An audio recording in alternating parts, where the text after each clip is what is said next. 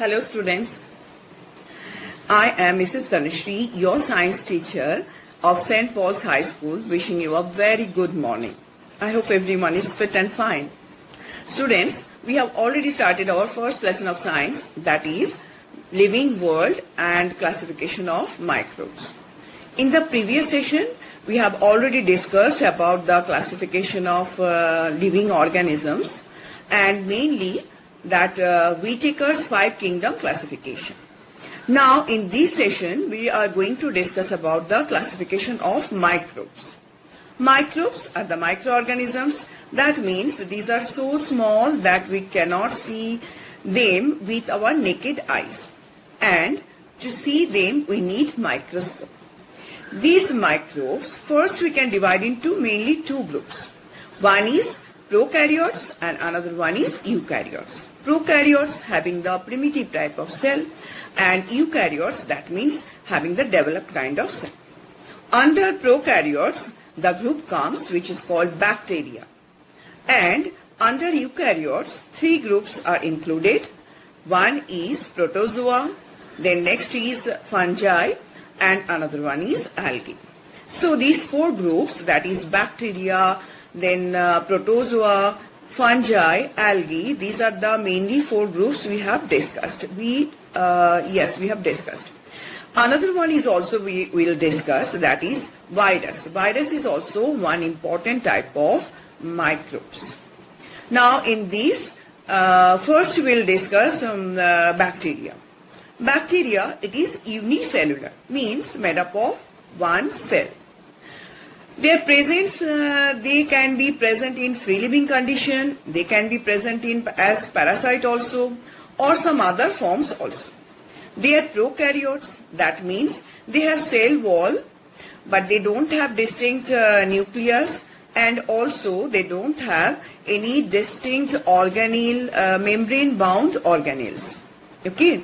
Now they can be of different shapes. There are different that shapes we can see in bacteria.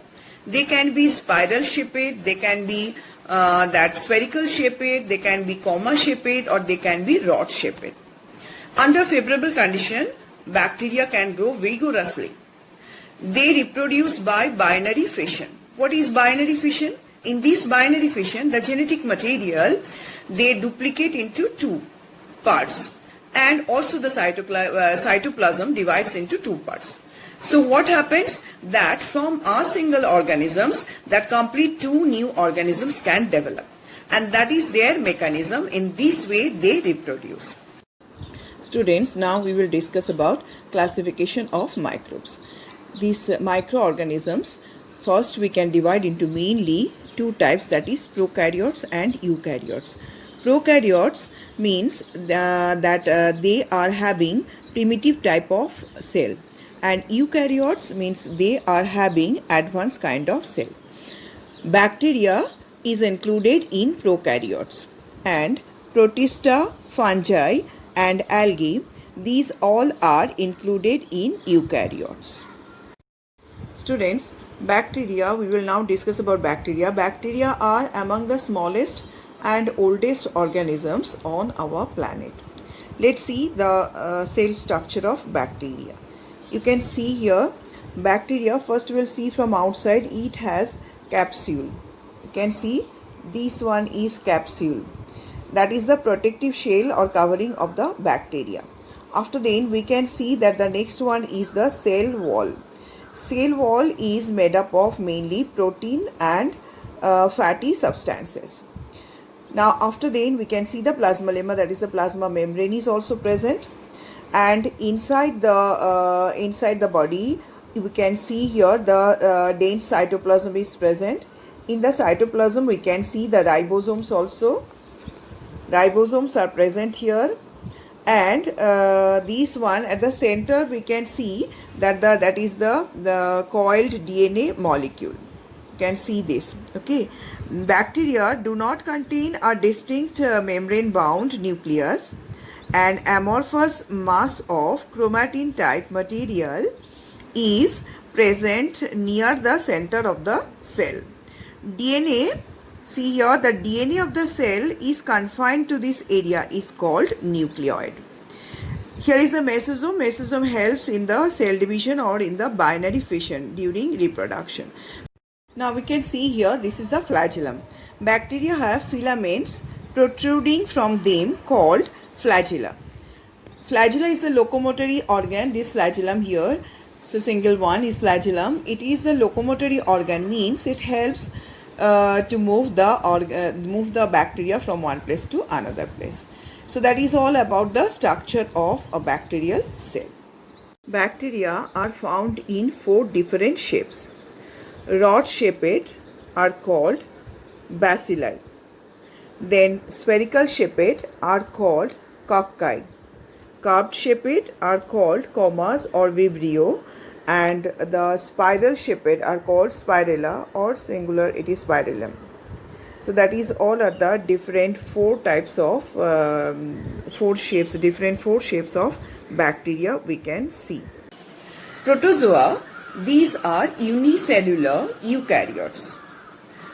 They are found in the soil, in the fresh water, in the sea water, and also they can be seen in the body of some other organisms also, which are present in other organisms. These are called, of course they are parasitic, and these are also called pathogenic.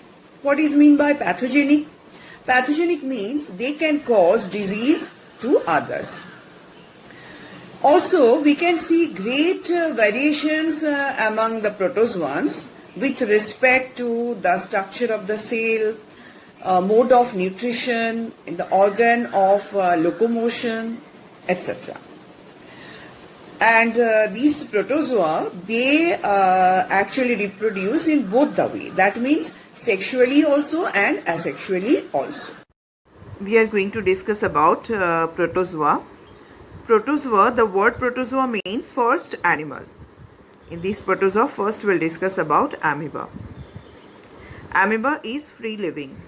The cell is bounded by a cell membrane that keeps the cytoplasm inside the cell. You can see this is the cell membrane, and here these are the cytoplasm present here. Now we can see the nucleus is present here. You can see the nucleus. Nucleus, which contains the information, controls the cell. Now the contractile vacuole, this one, the contractile vacuole regulates the water content of the cell. And the food vacuole here, food vacuole in which food is digested. These are the pseudopodia. Pseudopodia are arms of protoplasm. May be let out in any direction. Pseudopodia is a locomotory organ for amoeba. That means with the help of pseudopodia, locomotion takes place in case of amoeba. So that is all about the structure of amoeba.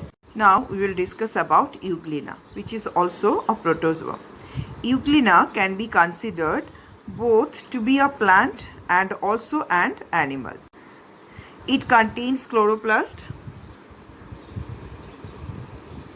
or chlorophyll, hence like plants. It can prepare its own food by photosynthesis. It also has a vacuole like plants, so that is why it can considered also plant also. And why it also considered as animals? Because it has the flagellum. You can see the flagellum, which is a locomotory organ for these that Euglena. It can ingest solid food particles from the surrounding water, and it exhibits cyst formation. So these are the characters which shows that it like animal. So that is why it considered both as animals also and plants also. Here you can see in the structure, these are the nucleus, this is a chloroplast, this is the contractile vacuole, and this is the flagellum. That is all about the Euglena. Some of the other protozoans are Paramecium, Entamoeba, Plasmodium. So these are the examples of protozoa also. So let's discuss about fungi. Fungi are non-green. That means they don't have any green particle or chloroplast. And also these are eukaryotic. Eukaryotic means they have proper nucleus and membrane bound cell organelles. Mainly fungi are multicellular, but unicellular forms are also present, that is yeast. Fungi, how they get their nutrition? They don't have green particle, that means they cannot produce their food. So they are heterotrophic. They get their nutrition from decaying organic matter. And this type of nutrition is called saprotrophic mode of nutrition. Very important thing about the cell wall of fungi is that their cell walls are made up of a tough and complex sugar which is called chitin. Some fungi are thread-like and they are having one or many nuclei which is present in the cytoplasm. Example is mold. What is mold? That cotton-like substances which we can see on stale or moist bread sometimes. Now, what is the mode of reproduction in case of fungi? Fungi can reproduce in both the way, that means sexually also and asexually also. In the asexual reproduction, they follow the modes. These are, which mode they follows? These are fragmentation, budding, and also that formation of spores. Here we will see the structure of bread mold. Here this is a fungi, and we will discuss now about bread mold. What is bread mold? Bread mold or pin molds are non-green saprophytic fungus, easily grows on a moist piece of covered bread and kept in the dark for few days. Now, what is the structure of this bread mold? The body consists of a much branched mycelium made up of tiny units called hyphae. Some of its hyphae grow vertically upwards. You can see these vertically upwards and forms sporangio and forms sporangiophores. These are the sporangiophores which bear, see here, which bear round sporangia. These are the sporangia, round sporangia at their tips, and this sporangium bears the spores. These spores helps in asexual reproduction in case of fungi. So that is all about the structure of a fungi, or that is a bread mold. Here we will see some of the diseases caused by fungus. Here you can see disease name is rust of wheat, and causative pathogen is fungus. We can also see that another one, that is apple scab, and the causative factor is fungus. And you can see this one is septoria leaf blotch, and this is also causative factor is fungus only. So here you can see some diseases which are caused by fungus. This is an unicellular fungus, that is yeast.